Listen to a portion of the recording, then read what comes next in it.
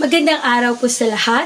Ako po si Jordine Bitonio Aneno na maghahatid ng isang talumpati tungkol sa guro bilang bagong bayani.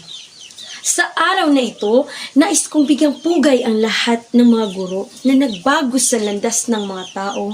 Sila ang tinuturing na bagong bayani.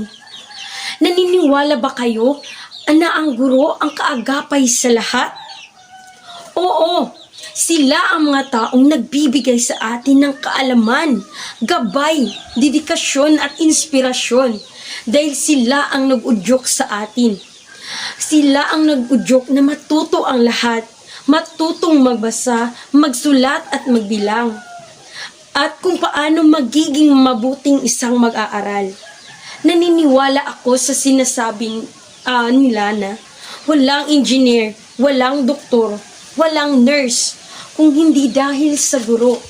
Kaya guro ang bagong bayani at pag-asa na magiging matuto ang lahat. Ang mga guro ang nagsisilbing tanglaw sa ating landas dahil sila ang nagtuturo sa atin kung paano magiging mabuti at kung paano mag-analisa sa lahat ng bagay. Sila ang umiiral sa kakayahan natin upang mas lalo pa nating mahahasa ang ating kakayahan. Sila ang nagbibigay lakas ng loob kung paano natin harapin ang mga hamon natin sa buhay. Naniniwala ako na sila ang gabay tungo sa kabutihan at kaunlaran. Bawat araw, nagsasakripisyo ang mga guro upang ipaabot nila ang kanilang kaalaman sa iba. Guro ang nagpapabago sa landas pagdating sa kaalaman. Sila ang gumagawa ng paraan upang baguhin ang kaalaman ng isang estudyante. Sila ang nagbibigay ng pagmamahal, pagmamalasakit, at sila rin ang nagpapabago o pangalawang magulang sa lahat ng mga mag-aaral. Ang ating guro ay patuloy na nag-aaral at nag-a-adjust upang mapanatiling maganda ang kalidad ng edukasyon.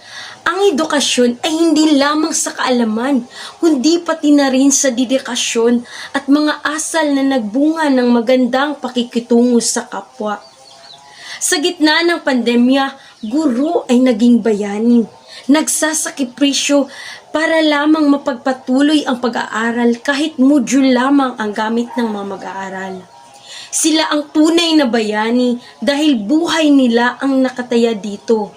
Sila ay masipag, matapang, mapagbigay at lalong-lalo na may mabuting puso. Maunawain kahit nahihirapan.